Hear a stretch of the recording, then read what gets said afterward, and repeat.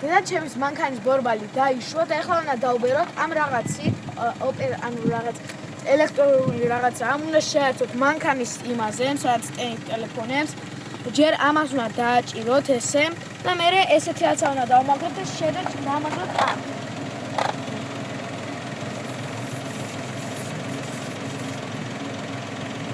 ეხლა დავამაგრე და უნდა ავწიო 2 ბარამდე. აგერა ჩასართველით, ეხლა